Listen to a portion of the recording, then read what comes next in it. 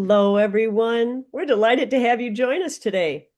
I'm Gail Brechting, a past president of ACB, and it's my pleasure to welcome you to this installment of ACB Connects. Sponsored by the Association of Concert Bands, an international nonprofit organization whose mission is to foster excellence in concert band music through performance, education, and advocacy. We have just a few items before we begin today's discussion. ACB Connects is being recorded, as you heard. Today's session will be archived along with many other fine resources previously recorded on the ACB Connects page of the ACB website. Please take a moment to locate the chat and tell us your name and where you're from and what band you play in. We welcome your questions too. If you have any questions or comments for our guests, please submit them in the chat addressed to everyone, and as many as time allows will be addressed. We will share links and documents in the chat during the session. If you're viewing the recording of this, these links will appear along with the recording. If you're joining us live, you will be able to see and save the chat. How are things done in your community? Smaller rural, mid-size area, and metropolitan.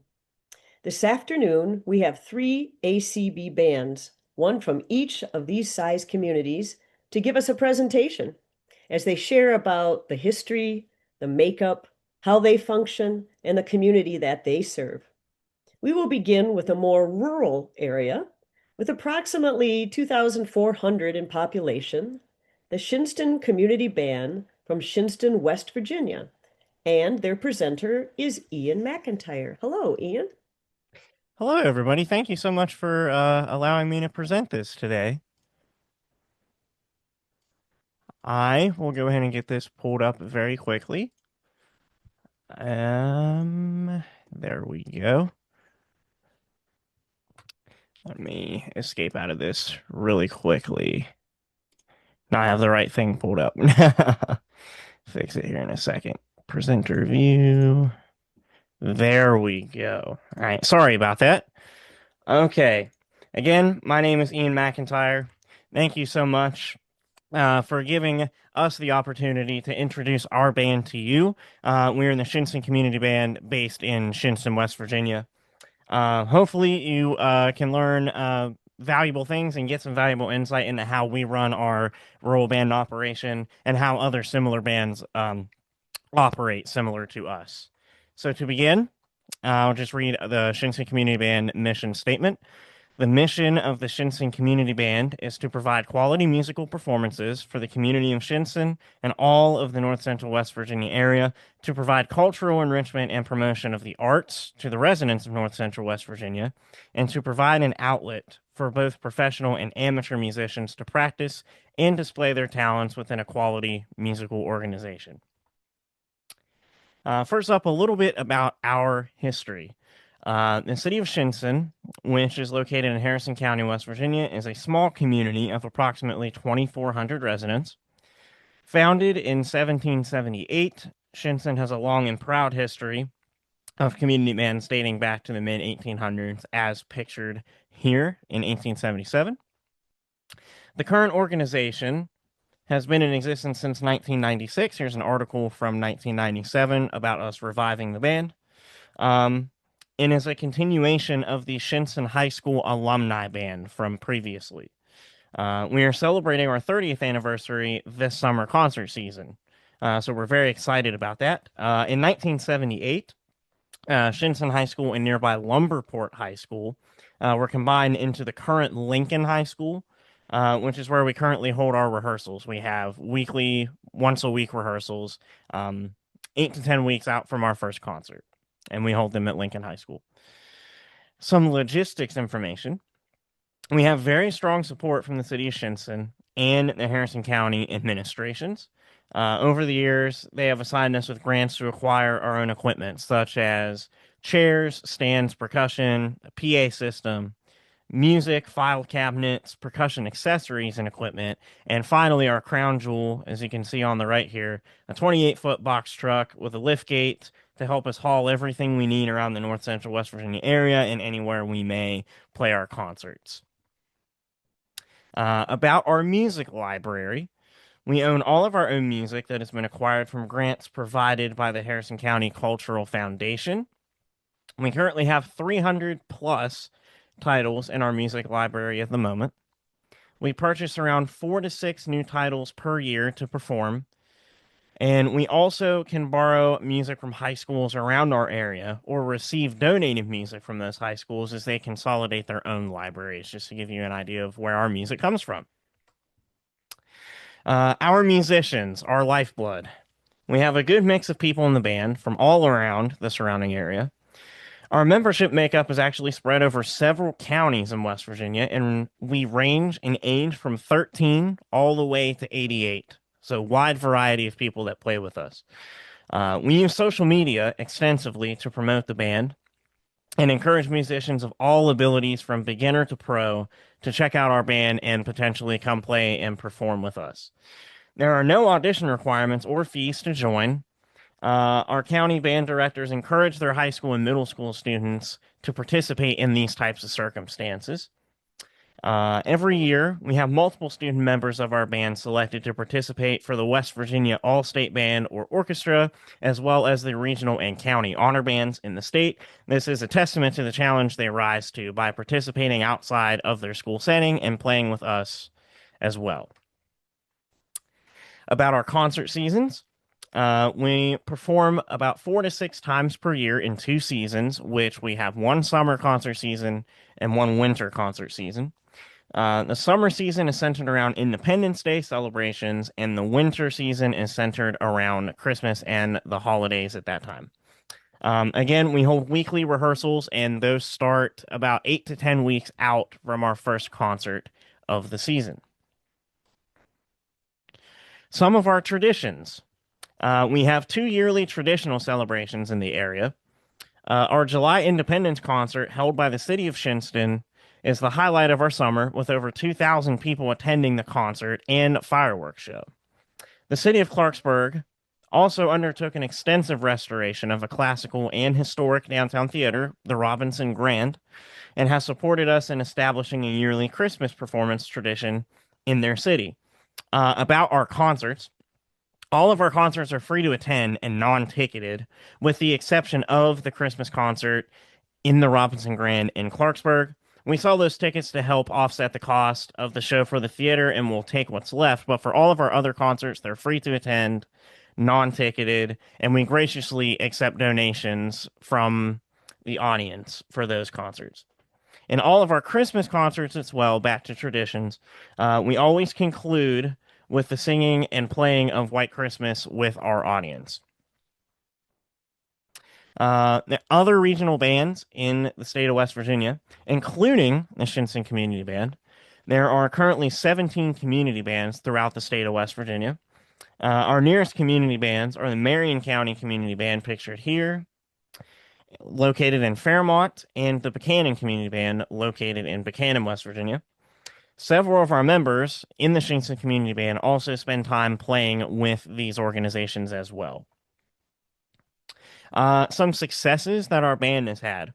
Early success has been tremendous for us. From starting with a small band performing their first concert in 1997 with 30 total members at a Little League ball field, to now having over 70 members every season and performing in historical venues such as the Robinson Grand in Clarksburg. That's been overall our biggest success.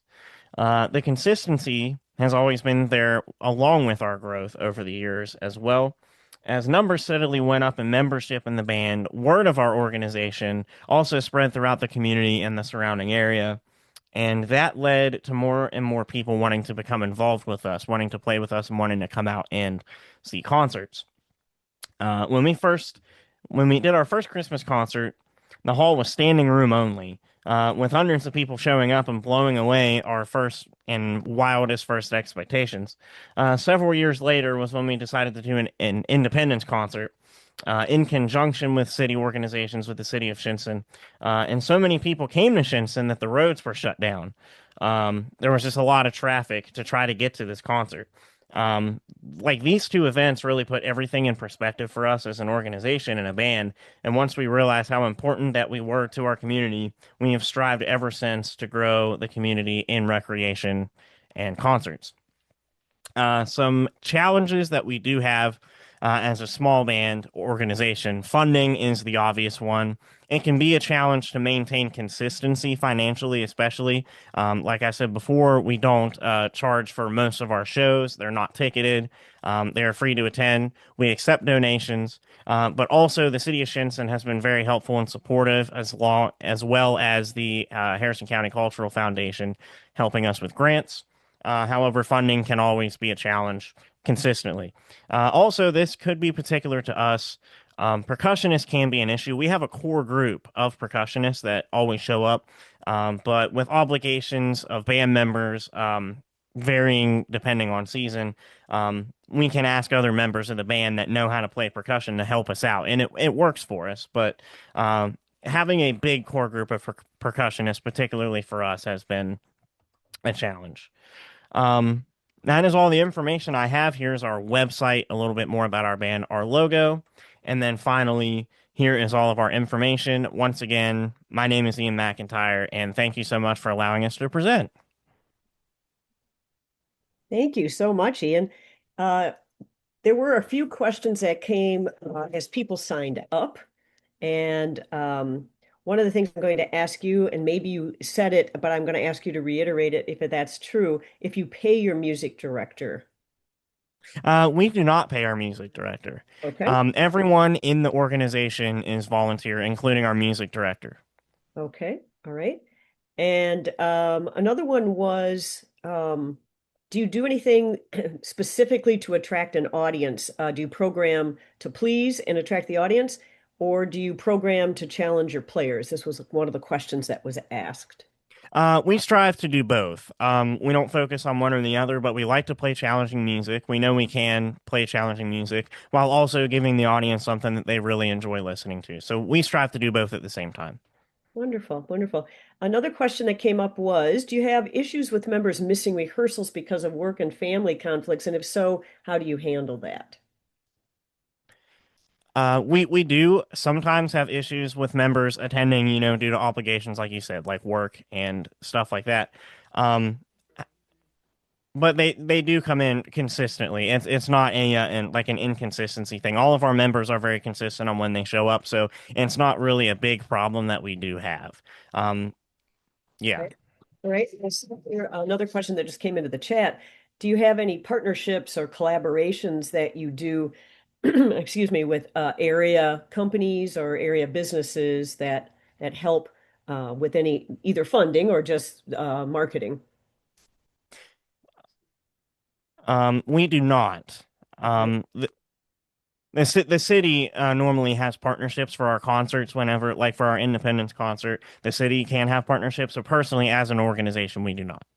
Okay. And then the last, well, there's a couple more questions. One that came in on the chat. How did you obtain your truck? Was it a donation from a member or a dealer or a grant? It was a grant from the city of Shinnston, is how we got the truck. Wonderful. Okay, that's fortunate. They must really love your band. It's pretty obvious. They support you, and which is a beautiful thing. And sometimes Yes.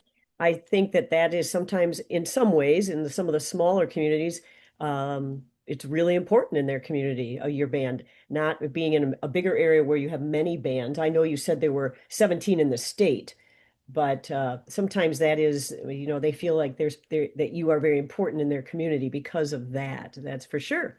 And you Yes. see that sort of like a school, they support their schools like that too. And that's a very important thing.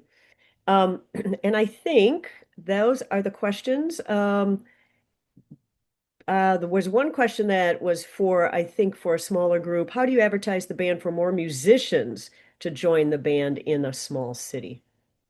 A lot of it is social media and especially Facebook. That's where we like to target our social media campaigns and word of mouth at our concerts too. We always encourage people to come up and talk to any of the members of the band after the concert's over, and that's mainly how we do our player recruiting. Wonderful. Well, Ian, this was delightful to hear about your band. It's always so much fun to hear about other people's member bands in ACB. Number one is how I always am so excited when it's a member band that wants to share.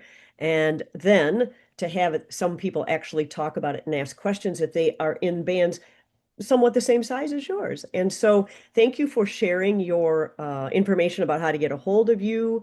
If anybody has questions further than this, they can always reach out. Or if they can't get a hold of your band, they can contact me and I can give them the information to get to the Shinnston band, of course. So thank you so very much, Ian. Very nicely done. A great presentation. I really appreciate your time and all the effort that you made. Thank you again for having me. It was a pleasure. You bet. Now let's move on to the mid-sized community. This is a population of approximately 77,000 from Staunton, Virginia, the Stonewall Brigade Band with their presenter, Christine Wood. Thank you. I'll clarify just a little bit. 77,000 is our whole county. Staunton's actually, I think, 26,000. Thank you. Yeah, sure. So let me get my PowerPoint here.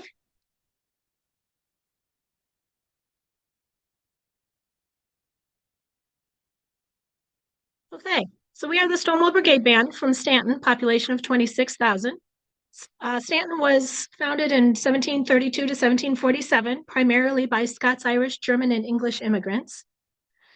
Our band, it's not advancing. Oh, there we go. Our band has been in continuous use since 1855. We started out as the Mountain Sax Horn Band in 1855. The Turner Silver Cornet Band title was used also in 1859. The band joined the Civil War with the 5th Regiment in April of 1861. This was 5 days after the war began. They went to support their neighbors. This was one of the regiments from General Thomas Jackson. 8 of the 14 members were original Mountain Sax Horn members. They were mustered into Jackson's 1st Brigade.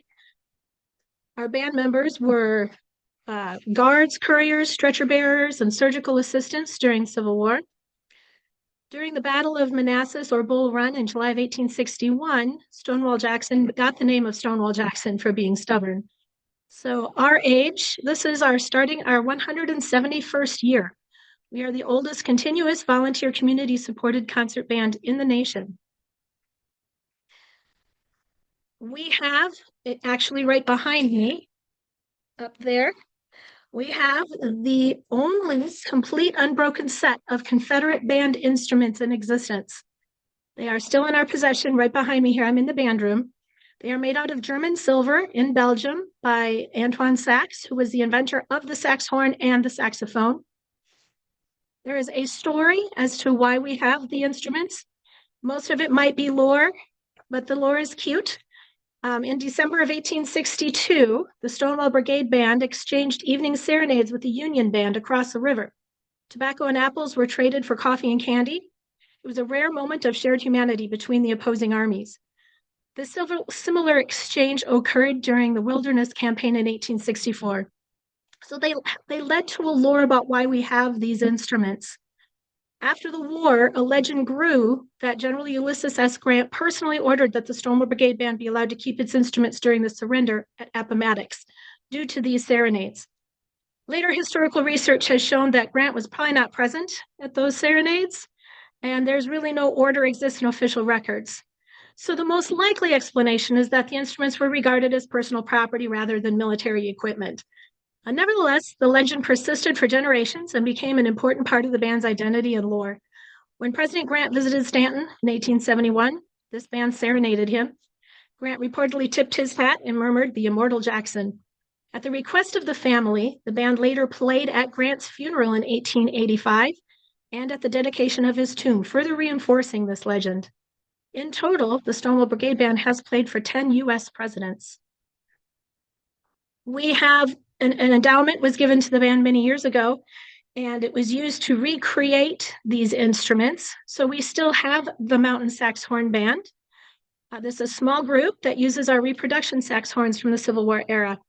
So we have 2 complete sets of these. You can see how the horns are played with the bells going backwards. This is just a regular baritone, but these other ones are the sax horns. So the mouthpiece is forward, you play the valves here, but the horn is behind. And that is because the band would march in front of the soldiers, so the soldiers would get the benefit of the music. Christine, Yes. we are not seeing what you are talking about. We're seeing you. You are not seeing my share screen. That is correct. Oh my goodness, I'm so glad you said something. I do Yes. see the shared screen on the main screen here. I do also. I do also. Okay, I see it. Okay, thank you, everybody. so we are seeing the shared screen. Yes, we are. Okay, good, because I don't know how else to make that work. Sorry, Gail. It's all right. Sorry. All right. We also have a couple of other unique instruments in our possession. This first one is a double bell euphonium. We received this as a 1890 instrument. The larger bell has a warm, mellow sounds of a euphonium. The smaller bell has a brighter tone like a trombone. This Revolutionary War bugle, this also has quite a story. According to the family, this bugle was in this family since the Revolutionary War. It was first used in a combat unit. It was also carried by soldiers in the War of 1812, the Mexican War, and the Civil War. Junius Tinsley was a member of the Stonewall Brigade. He was not a member of the Stonewall Brigade band, just he was the bugler for the Stonewall Brigade. He was mortally wounded while blowing it to sound the charge. And it was again used to call the local militia to the colors in the Spanish-American War. So the family gave it to us in the early 1900s because we were with the Stonewall Brigade. This other instrument here, we acquired this one in 1893. It's called a helicon. The helicon is the first ever manufactured over-the-shoulder bass horn. This we acquired this in 1893 at the World's Fair in Chicago. So the helicon is the precursor of the sousaphone. And we still have these instruments. They're all in this room with me today. So the city owns our rehearsal space. We have a rehearsal space and we have a museum space. It's all in one building. We own everything in the building. We own the percussion, the chairs, the stands, the library. Our age spread is wonderfully depicted right here in this picture. I hope you can see my cursor. This young man here playing the trumpet on the edge is 13. 2 down from him, this young man is 94. Ray Hoster's 94. He is also one of our assistant directors. He was a 30-year Air Force musician, arranger, and chief of music production staff. So that is our age spread right there in one picture from 13 to 94. This is the Stonewall Brigade Bandstand. It was dedicated to us in 1920, I believe. No. 1976. So we have no auditions, no fees. We've received several endowments over the years. We're financially quite sound. We have 84 active members currently. All of our concerts are completely free to all audience members. Our concerts are themed, so we do try to have unique experiences for our audiences. We have Disney, 1950s, 1960s, World War II music, John Williams music, Latin, animal music, spooky music, and they're all live streamed for our Facebook page. Here I'm going to show a little video. This is a promotional video, so I'm hopefully not letting sound run. We have a different concert every Monday night since 1889 in this park, the Gypsy Hill Park. It's in Staunton, Virginia. It's every Monday night, June, July, and August. This bandstand was built in 1976. It was dedicated to the nation's bicentennial celebration. It was later rededicated as the Stonewall Brigade Bandstand in 2001. Other concerts we play is a Memorial Day, a Wounded Warriors concert, our Christmas concert, which is not done outside. All the rehearsing is done from January to May for our summer concert series. This usually entails about 13 concerts during the summer, about 10 pieces per concert. So it's about 130 different songs performed. The first concert in this park was performed in 1889 on Arbor Day, and that was the day that many of these trees that can be seen were planted. Our library, we have over 3,000 pieces of music. Probably 70% of these are out of date. We have marching music from the 1960s. We have theater band music for silent movies. We have three-quarter size music. We have a lot of archived music. This is our Disney concert. You can see our director is wearing ears, and many of the members in the band are wearing Disney ears that day. So we had our 150th anniversary alumni concert in 2005. We were also featured in the Southern Living magazine in 2006. This is our previous director, Bob Moody. An interesting story about Bob, he passed away 2018. He was our longest director in our history for 43 years. A real interesting story is his son joined the band in 1988. He met the love of his life, married her, both clarinet players. They had two girls, and just this last year, for the first time, both Greg and Holly and their two girls played in this band at the summer concerts. We've had 16 directors total. Our current director is Kevin Haynes. Paid positions for the band are the director, our librarian, because she handles a tremendous amount of music, and our equipment manager. We continued to play at our bandstand even during COVID, but we also did one of these, I don't know what it's called, where you have individual people play and some brilliant person with more technology savvy than me put it all together. We did the Thunderer, but we continued to play out on that bandstand. We were 10 feet apart, all directions, all sides of us, which meant a couple rows were in front of the bandstand on the lawn, and our director was 10 feet further in front of that. He used a glow stick as a baton so that we could see what he was directing. So we've survived several eras where other concert bands could not remain continuous. COVID was one. During World War I, the Stonewall Brigade band played for silent movies. During World War II, they played for radio broadcast and had a junior band that has kept the SBB continuous. So we're very thankful to still be continuous. In 2022, we had the Algerstoffen band from Germany visit America, and we had a joint concert with them. This is the Algerstoffen band, and to the left there is our band. In 2024, we went to Germany, and we also had a joint concert. So that was a lot of fun to share music across the sea. A few other things that we do with the band. We have a preparatory band, two of them, a beginning fundamentals band and an intermediate band. So if you don't know how to play, that's okay. We will teach you.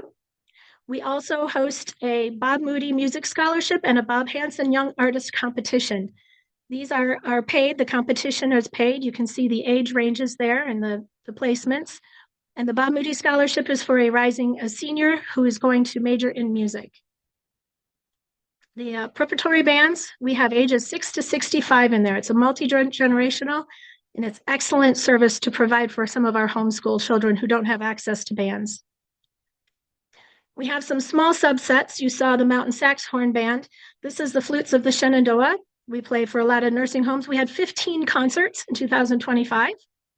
Played nursing homes, vineyards, multiple festivals. Down here in the corner is a picture of us playing in the Grand Caverns, deep down in the caves. That was quite fun. So Stonewall Brigade challenges. If I were to come up with some challenges, we don't have very many young people in the band. We do have that preparatory band. They should be a feeder band for us here pretty soon. We hope to get some young people in a Stonewall Brigade band. Another one of our challenges is our audience is rather old. We're doing more promotional things on social media. We're probably going to be joining the chamber soon to help with that. We also have a lack of diversity. We have some ideas on how to help with that.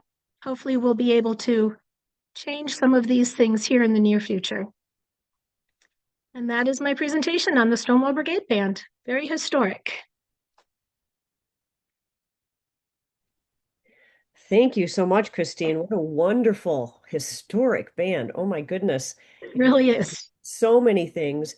And our next presenter isn't quite here yet. So I'm going to ask you a few questions, okay? And I'm going to ask you about the prep band. I'm an educator myself, and retired. And one of the things is in my area, we have a lot of wonderful school bands. what is going on in the schools in your area? And if you could take your screen down, unless people want it, we can see Yeah. you and Oh, talk with you hold for a on. moment. Sure. Figure out how to not share that. And I apologize. I apparently was out of it, and that was my problem. I'm sorry about that to have scared you. Didn't mean to. Oh, Yeah. you did have me worried, I have Yeah, to I'm be really honest. sorry. I apologize. So back to the school bands in your area. You are in a bigger community than Ian's band is. So what, Mhm. tell us about the school bands a little bit, and do you draw from them at all, like after they get out of high school or community colleges or anything of that nature? We do have quite a few members join us for our summer concert series that have gone to college and then they want to come back. Right now, we don't have a whole lot of high school band members, and that is one thing that we're going to be doing a little more of. We've got some ideas on how to help the high school bands fundraise. We have a concession stand at our band shell, and one of our thoughts was letting some of the high school bands come use it for fundraising ideas. So we're hoping that will help. We are also, the preparatory band is for anybody. It's not just for students. We have a lot of adults in there.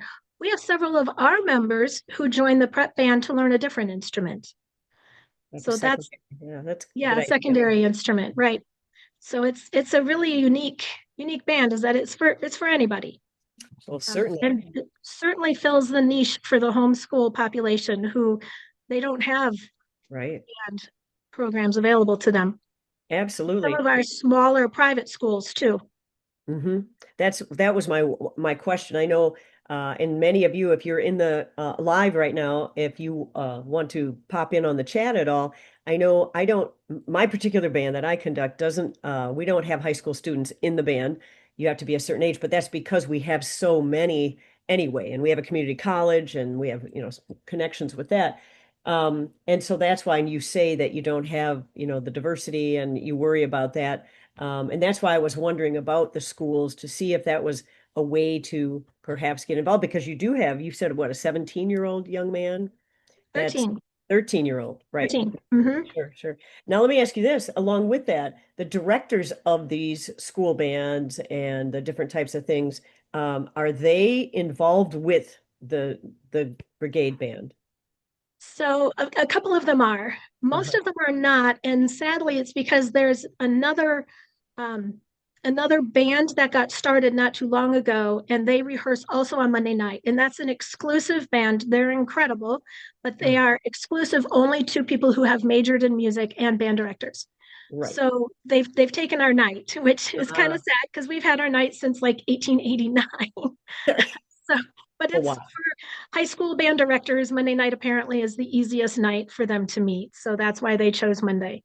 Yeah. So Yeah. they don't meet year round, but we have lost some of our local high school band directors to that band. Okay, well, and that's understandable. Um, Mhm. Two of the questions in the chat here, you mentioned three paid positions. Can you tell us approximately what your annual budget is? I cannot. Okay, and um, your main sources of fundraising. so our three positions are the director of the SBB, also the director of the prep bands as well gets paid. Okay, And then we pay our librarian. She does handle a tremendous amount of music. right, Every week, she has to put new music up on the board and in the folders. It's a lot because we right. play a lot of Absolutely. concerts, 13 concerts in the summer, Mhm. plus some. And then the equipment manager, because every time we roll everything out onto that band shell, it's all got to go back.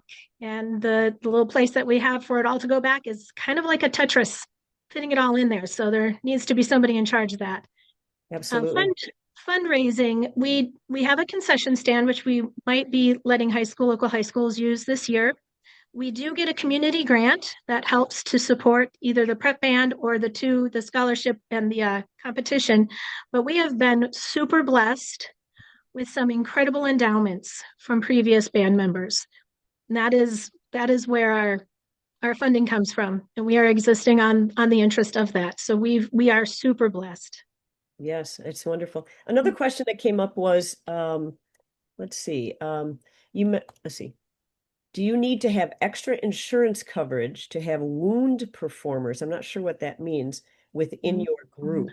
So Melanie, you asked that question. I'm not sure what that means. So maybe we can get a clarification on that and we'll come back to that. Um, do you have a board of directors? Yes, of course. Mhm. And do you pay your conductor? The directors, yes. I thought you Yep. said that, but that was part Yep. of the question. Okay, terrific. Yep. How much does your band hall cost to maintain each year? Do you know, like utilities and upkeep? Zero. $0. We are funded by the city of Staunton. The city of Staunton has given us this lovely building. They pay our heat, they pay our electricity, they shovel the snow ice that we are experiencing this week. Okay. Well, thank you. That's good. To clarify that question, it was young performers. It was just typed wrong. And do you have to have extra insurance to have young performers within your band? No, I do not know. I've got some band members here. Anybody know? No? The answer, collective answer is no. Okay, that's terrific. All right, good to know. All right, and how many equipment managers do you have? We have the one paid position, but Mhm. then he recruits other people depending on the venue and where we're going and what we're doing. Okay, that's fantastic. And it sounds to me like you don't have much trouble with marketing about your concerts. That's probably such a tradition. It's Is a that true? tradition at this point. Everybody knows Monday nights the Stonewall Brigade Band's going to be out at that park. That's fantastic. Yep. It's just wonderful. I'm going to ask Ian, if you're still here, a couple questions. Also, if we can highlight Ian and Christine, that would be wonderful. Scott, if you could do that. Some of the same questions, Ian, that we didn't get a chance to ask you that are in here. There's no reason not to ask both of you of this. Do you? Ian had to leave, but Oh, I'm Russ McIntyre. I'm the hey, Russ. president of the band, so Hello. Well, you should know the answers to these I things. hope so. We'll Yeah. find out. Welcome. Nice to have you. Thank Um, I think some of the same questions with where you have your rehearsals and things like that. Do you have to pay for that? Is that something that you have to upkeep? Yes, we don't actually have to pay for our rehearsal space. We rehearse at the local high school, Lincoln High School here in Shinnston, but we are required by state law to have insurance specifically to use the band room. So we do acquire that insurance for that. But for an actual fee to use the band room, no, we do not. We have a very good relationship with the school administration and the band directors and so forth. So Sure, that's fantastic. Um, The other thing I was going to ask you, Ian, and no, excuse me, Russ, was the question that Christine answered, and that was your area schools. Are you involved at all with that, or do you get some of the music teachers in the area to play in your group? Do you have students that are in your group? That kind of what's the relationship there? Yeah, several of our local middle school and high school band directors do perform with the band, and they are pretty good with promoting our band to their students. So we do get several of their students from several of the high schools and the middle schools across the county. Yes, they are quite involved. Well, that's good. I think a lot of community bands benefit from that Yes, as we do. And I absolutely. know all of us that are members are involved with a band, obviously, and it's very interesting to see. And that's one of the reasons that we thought this was a very interesting topic was the small bands. Is it different in the rural area than it is to midsize and it is to metropolitan? And you can imagine what they are, but it's very interesting to hear everybody talk about these kinds of things for sure. That's really important.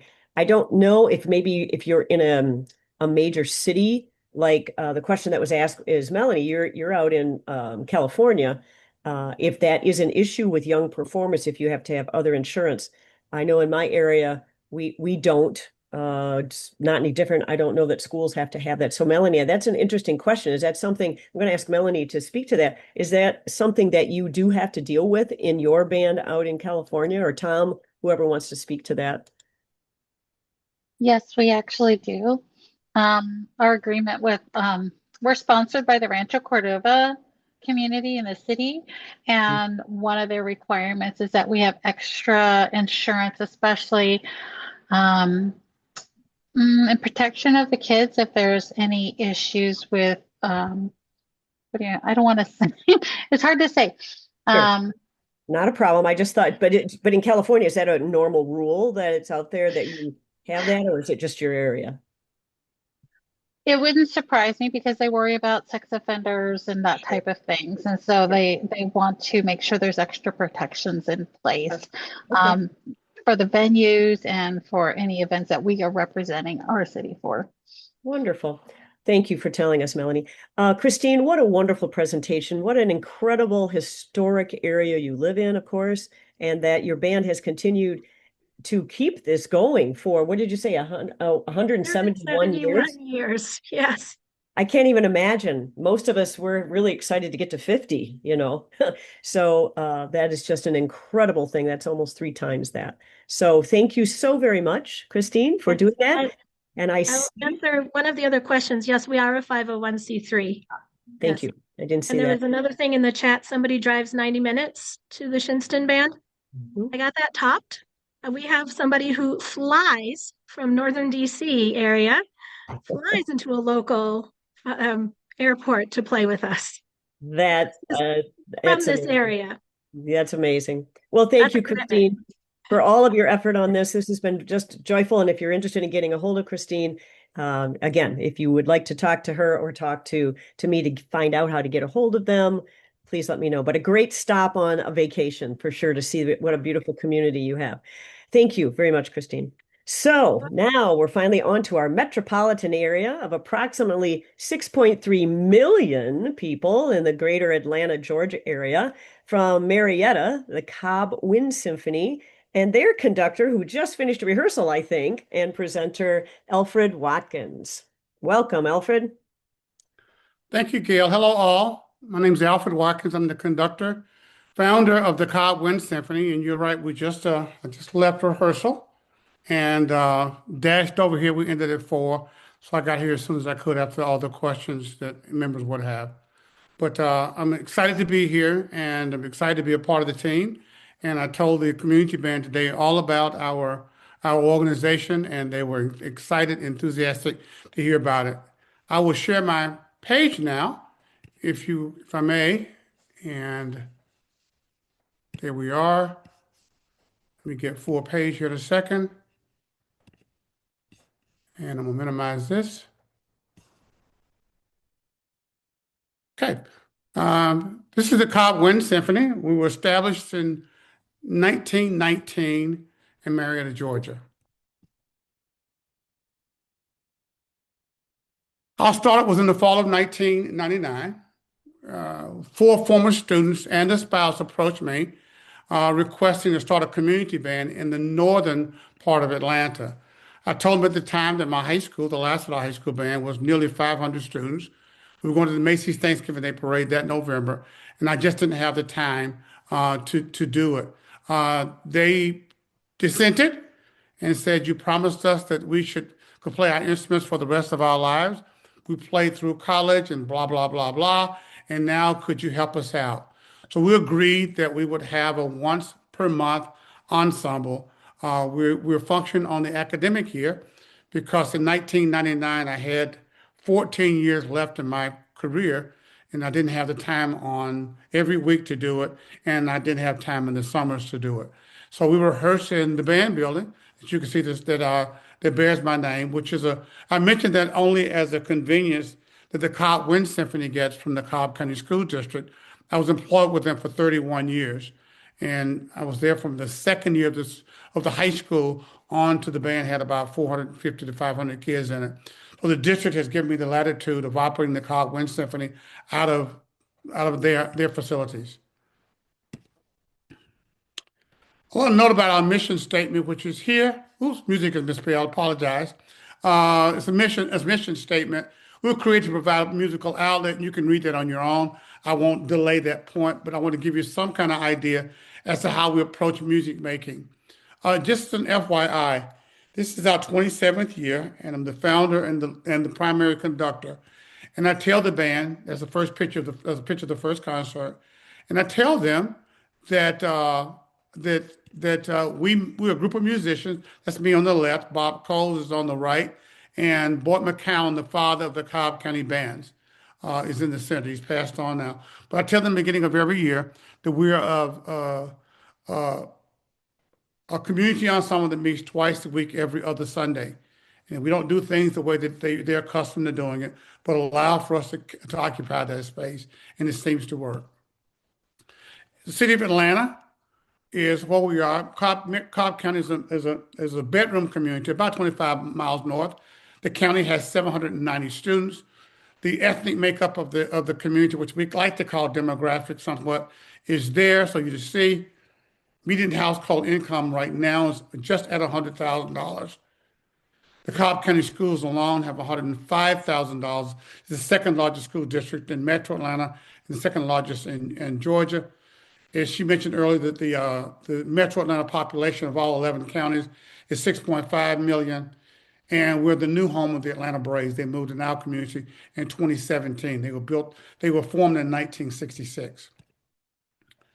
We're in our 27th season. This is our address. This talks about our 501c3 nonprofit status that we established just from the beginning. We function for the most part by member dues, individual donations, and corporate sponsors and grants. And this is what I mentioned to the community through type and through voice every week, because we want them to be able to give. This is what our membership looks kind of like. I put some pictures there to spruce it up just a bit. Started off with 77 members in 1999. There are still 20 charter members in the ensemble, which I'm very proud of, about a fourth.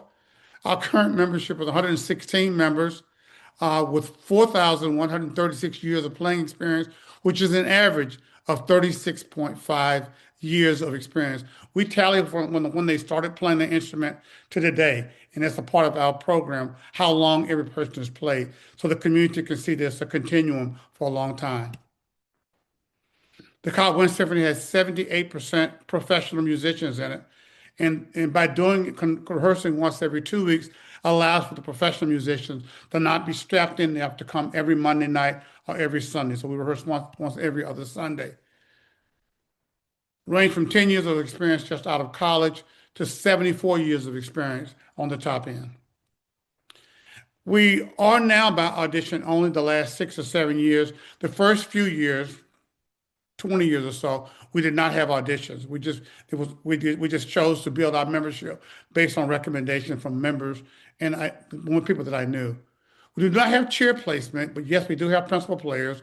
We do have section leaders, and we oftentimes call them section managers. The section manager for the trumpets, for example, is a band who comes out of the third part. The new members nowadays are added at the very beginning of the season only. We add them through advertisement on social media. I will find the players, and the members will go ahead and make recommendations, but they are auditioned now to come in. And the members in the band pay to play. I choose not to say what they pay to play, but it's between $100 and $200 per season. This is the organizational structure of the Cobb Symphony. We have a board of directors that consists of these positions, and you notice that there's a founders committee that's always on our organizational structure, and those are 3 members of the 5 that have been with us for 25 years, and they're kind of the watchdogs over the group. And the 2 conductors do have a voting representation on the committee. We're not ex officio. The committee chairs consist of these. They are not voting members, but they're at all of our meetings. And I wanted to mention the announcer at the center of our picture here is Christine. She's a charter member, actually a former student of ours. We had an announcer for many years, and he decided to move on. And truth be told, when I was looking for a new announcer, I was looking for a male voice. And I decided that looking for a male voice to be an announcer was very sexist. And I found the direct voice within the ensemble.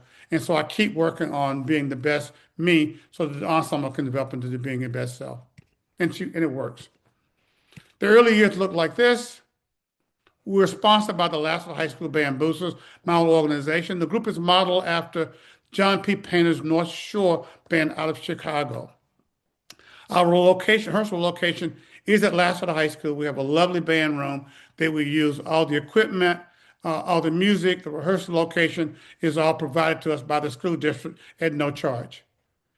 We have about 400 pieces of music in our library, the Cobb Symphony Library, which is housed at Lassiter, and they have about 1,500 titles. So I have about 2,000 titles to my disposal that are concert band only.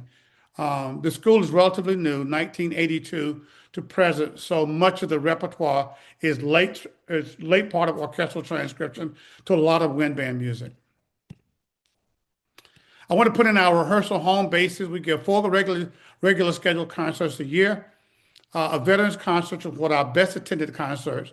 A holiday concert, which I entitle Young Person's Holiday Concert, a winter concert, and a spring concert. The winter concert is for the band. It's the most advanced music. It's the deepest dive of repertoire that we do all year. And the spring concert is quite a bit lighter. Our location, again, is the band room at Lassiter. We rehearse twice a month, 2 to 5:30, 3 to 5:30. Today was 1 to 4 because of the Super Bowl. And it corresponds with the academic calendar, which is August to May. I wish we could do something in the summer, but our music teachers, when you say out for the summer, they're gone. And so we just do an academic calendar. Our location for is at the concert hall at Lassiter, which is where we do our concerts. You'll see a picture of that in a second. We do have an attendance policy in place. I ask the members to be at 14, no less than 14 or 16 rehearsals per year. And they must make all the concerts. And so that seems to work for us. We do all the run-out concerts that are necessary. And our local community bands around us are the Atlanta Wind Symphony, the Terra Winds, the Georgia Wind Symphony, all those are in Metro Atlanta, and the Georgia Brass Band, which is a finalist for the Brass Band Championship. You see MWC, that's Midwest Clinic. So there are 3 bands in Metro Atlanta that have played at the prestigious Midwest Clinic. There's our rehearsal facility, and there's a picture of the Lassiter Concert Hall that yours truly helped to design. This is today's ensemble. There we are, the first rehearsal of this season, so you can get a feel for the ensemble as a whole with me conducting it. I normally have about 20 of the Lassiter students in the band playing. We take a yearly picture together in the green room prior to one of our concerts. This is our old attire you should see. This is probably about 6 years old, where the gentlemen wore tuxes and the young ladies wore gowns or pantsuits. I have since changed to everyone wears concert black now. So there's delineation between males and females, and I wear all black on all of our concerts to make sure that I indicate that everyone is welcome into play in our ensemble. It took a while to get to that. I learned that just through osmosis. Our concerts are documentary style. We use videos. That's a holiday concert, something about the Christmas season. And we use our overhead projector in Ken Burns style video that's a part of our patriotic concert. Each piece gets a different Ken Burns style video using live pictures. This is part of a young person's concert where you see wooden dowels in the hands of the students, young elementary students, and my elementary school teachers guide them through that. And I believe this is a picture of the gallery section of our concert audience. Normally we have about 800 people in our audience. Hall seats about 1,000. But there's an announcer for every concert that does program notes, and the videos help to bring the audience into the concert emotionally. They appreciate this. This is a picture of us doing "'Twas the Night Before Christmas" on one of our recent concerts. And if you notice, the announcer is over on the right side, sitting in a chair. He's a local actor. The stage is decorated in a holiday spirit, holiday of Christmas, Hanukkah, and Kwanzaa. We play all that music representative in the concert. And John did a reading of "'Twas the Night Before Christmas" with the band playing Silent Night, Manhattan Steamheim version of it.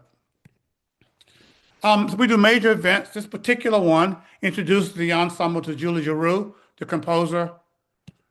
Other major events is the 25th anniversary concert we just had 2 years ago. Flyers all over town, posters all over town, a lot of social media to advertise our 25th anniversary concert. And our annual Black History Month concert is in February. We're not having one this year, but that's a program from that. We believe in the next generation. If you notice, the young children are invited in to the concert.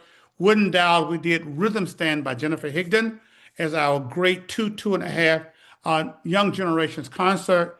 And although the youngsters were designed to have the rhythm sticks in their hands, their grandparents grabbed them too. And so I found out that they never get too old to be energized. Of course, this is the famous Darth Vader coming out and conducting the Wind Symphony, playing Star Wars. It was a sci-fi weekend in Atlanta, and we must have had 50 Darth Vaders in the area. So I went to the Darth Vader Association and got one to come out with his force shield, and he actually could conduct the band. You see, this is a side by side where you may not be able to see it very well. We got a lot of little middle school kids, eighth graders that came in to play with us in between the wind band, and the community loves our side by side. They sit in with us.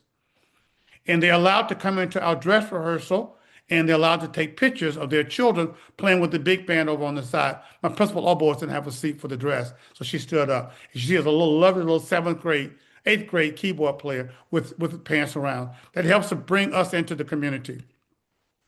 Program covers are a big part of the Cobb Wind Symphony, Veterans Holiday Concert, a young person's holiday concert, and a spring concert. Everyone gets a program. It's a full-length program with about 8 pages. Costs us an arm and a leg, but we enjoy providing that for the community. They're keepsakes for what we do. We have as a part of every young person's concert a petting zoo. Local music teachers, music stores come in and bring instruments in for youngsters to come in and try playing the instruments.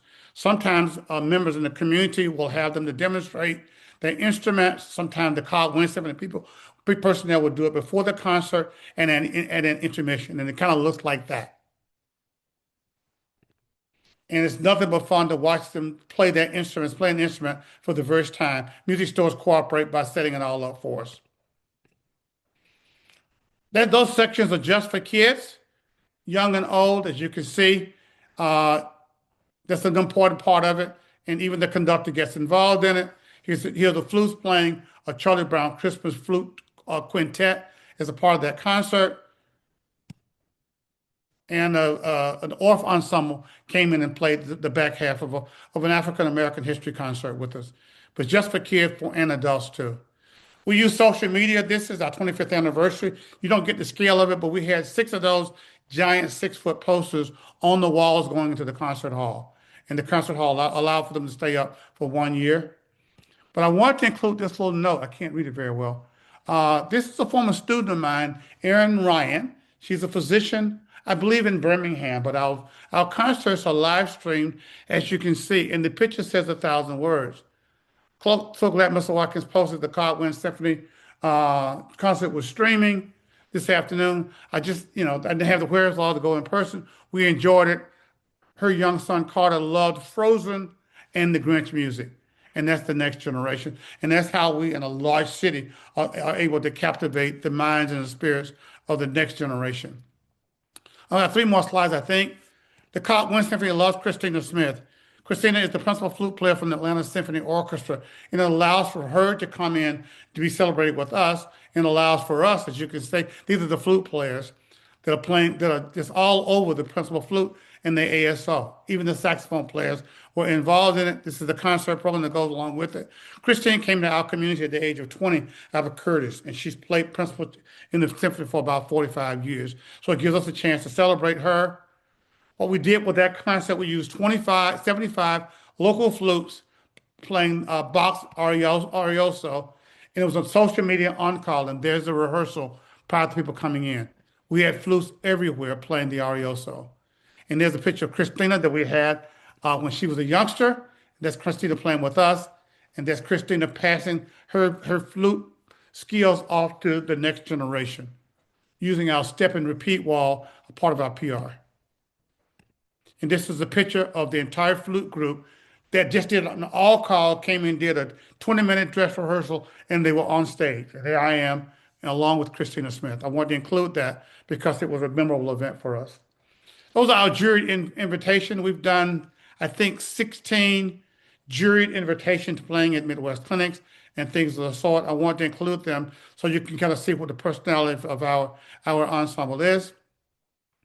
And in closing, this is kind of how we advertise through our swag here and there, and through, as you can see, advertising what we're playing sometimes on the old billboard. This was a part of our kind. I just kept this one, and this one you say symphonic excursion is how we audition, not audition, excuse me, advertise on Twitter, Facebook, Instagram. You tell it we do it about 2 weeks in advance, and we send it out every 2 or 3 days as advertisement. And lastly, I'd like to thank you for the opportunity to tell you about our band. There's our website, there's my personal email, and we're proud members of the Association of Concert Bands. That's it. Well, Thank you so much. so much, Alfred. Oh my gosh, it was so nice to see how it progressed from the time in 1999, which in itself is pretty incredible, how you have done that. I have a couple questions for you. One of them is you talked briefly about funding. Is that solely from what people pay to play? Is that how that most of that's funded? No, I left it off. I forgot. Oh, that's okay. Talk about it. We get grants and we get local donations from businesses because they are a part of our audience now. If you remember that so much of the American population has played an instrument. And so what we do is we go back and grab them and grab their band background, and then they become vice presidents of IBM. They become in the major corporations. So the dues are pretty small. We operate on about a $40,000 budget, and about 32 of that becomes donation. We do one tradition that we've done since the first year. We haven't changed it. We pass the hat in concerts. Being a Southern ensemble, we pass the plate for collection in the old Southern churches. And so the very first few years, we put baskets along the floor, and before we play our finale piece, the audience members would walk down and put money in the basket. It's an old antique way of collecting it. We collect about $2,500 every concert in cash. We're trying to modernize it, but the pass the plate seems to work like it used to. And it's creates this pretty core. Someone asked about mugs, and the answer was, I didn't put the swag store on here, but we print on anything from baby booties to underwear to short pants to flags. Anything that you can imprint on, we'll imprint on it. We'll ask the members to tell them what they would like for us to put on the next tag, the next event, and we sell those during the course of the year. We average in terms of an audience between 750 to 850 people at an audience. Started off with about 200, which was mostly the relatives of the family members. And then because of veterans and the children's concert, the audiences grew. And we don't charge admission for the concerts. If we did, our audiences would probably be cut in half. We make more money, but that's not our purpose because the district sponsors almost everything that we need. So the members pay essentially, both conductors are paid. They're on a month-to-month salary for the 9 months. We pay for guest conductors, we pay for guest soloists, we pay for programs. And that's really all the overhead that we have. Yeah, I noticed the one programs you did where you brought in Julie and various things like that. Is that a separate type of budgeting that you do to bring in people like that? Typically, it is not. That's in the overall general operational budget. It is. Okay. For that $40,000. So we bring in about 2 individuals a year. And occasionally we'll bring someone in from the military band, and that gets cut down appreciably if they come in from DC. Right. Yes. Yes, that's for sure. One of the questions was you talked about you transitioned from not being an auditioned ensemble to an auditioned ensemble. Was there a transition issue there at all? How was that? How did that happen? No, as the band aged around 15, 17 years in, the older members would move off to a New Horizons group or just retire out. And so I began to replace them by recent college graduates. So that's when it became an audition group. But they almost always sit in the third part. So I didn't run the old members out. I brought the new members in, and as someone would retire out, they would just kind of move around and gravitate across. So we've been an audition band for about 5 years. The principal players do audition, and when I lose a principal player, then it's an open audition for any veteran member that's in the ensemble. But I won't bring a new member in to be principal player. I won't insult the sections that way. They get pretty protective. And I understand that. Absolutely. That's a good way to do it. I know when I became the conductor of the group I conduct of 30 years, I hadn't heard some of these people play before. So I just listened to everyone. And it took about 3 years to do it because I just did it in chunks. And no one, of course, was asked to leave, but there were some chair things that changed. But everybody, of course, stayed in. But we do audition as well. Primarily, it's to allow conductors to get the opportunity to really hear the person play and know how they fit into the best to the ensemble. There's a footnote I'd like to add for everyone that you all should know. I didn't want to make my presentation too long. Each year, I invite 6 or 7 members from the ensemble to serve as our in-house guest conductors. And I give them that information about 2 concert blocks in advance. They're almost always members that are band directors who have played at a conference somewhere along the line.